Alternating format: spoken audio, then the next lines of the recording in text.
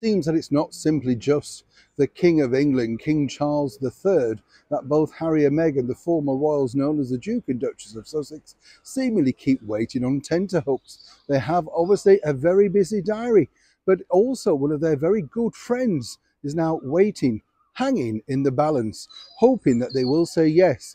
But as ever, to what? Hi, good morning. Neil Sean here. Nice to see you. Hope you're well today. Edging towards Easter. Hope you're all keeping well. A happy Easter to everybody. Hope you don't eat too many eggs. Don't know about you. I don't buy into that Easter egg thing. Do you?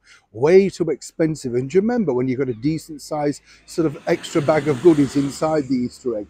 Now the box is bigger than the egg. You might as well eat the cardboard box. It's more of it. Have you noticed? Yes. You see, I'm not alone, am I? You know what I'm saying. It's just so expensive. Another sort of scam, isn't it? And let's not forget what Easter is all about, particularly over here in the United Kingdom, in our Christian country. The many people who are now infiltrated our sort of head people, as it were, don't necessarily want to recognize it, but there's millions more that do. So to those people out there watching today, around the world also, a very, very happy Easter to one and all. And let's not forget what the true meaning of Easter is. Perhaps so, maybe Meghan Markle should work out what the true meaning of friendship is. As ever, let me explain. It really comes down to the fact that, as we know, Harry and Meghan have been dingling for a long time now over the will they, won't they attend the forthcoming coronation on May the 6th for King Charles III at Westminster Abbey. You kind of got to admire the fact that they're just playing this publicity game as if they are the superstars that the world is hanging on, waiting to see if they'll attend. We already know they won't be invited onto the Buckingham Palace, platform, and rightly so. The balcony is there for working royals and for more prestigious people. I think it would be nice actually if they could invite a couple of really well-deserving people onto the balcony also, someone that truly deserves our utter respect on such an historic day, apart from, of course, His Majesty the King alongside Queen Camilla.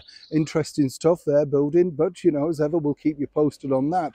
What is interesting though is one of Harry and Meghan's close friends is edging towards his own departure from the United Kingdom. James Corden, remember him, the chat show host who sort of operates the Late Late Show on the Little Watch CBS channel. What's interesting here though is that, as we know, he put himself out and did incredibly well by including Harry on one of those open top tour buses, making a lot of money, I might say, also on traction, not just digitally but for the channel itself. So you can imagine, with less than 12 shows to go, James would have hoped that Harry and Meghan may have said yes to his very final show, making this a spectacular send-off. But according to a very good source out at CBS, while they are mulling over the idea, they also want to know exactly who the other guests are going to be, where they fit allegedly in the billing. Fascinating, isn't it, when you think? And then, of course, you know, hopefully, even if you send a message, Ayla Elton John, that might have to suffice for James Corden. Strange, isn't it? They seemingly love you for 1 minute and then 10 minutes down the line, when maybe you're not now going to be as powerful or possibly as useful moving forward, well, they can always send you a little message.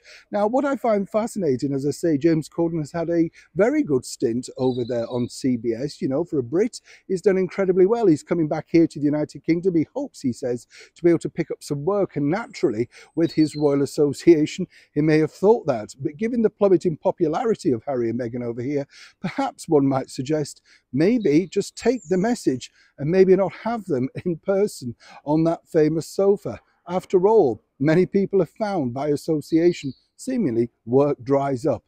As ever, when I know more, you'll know more. Neil Sean in the very heart of London.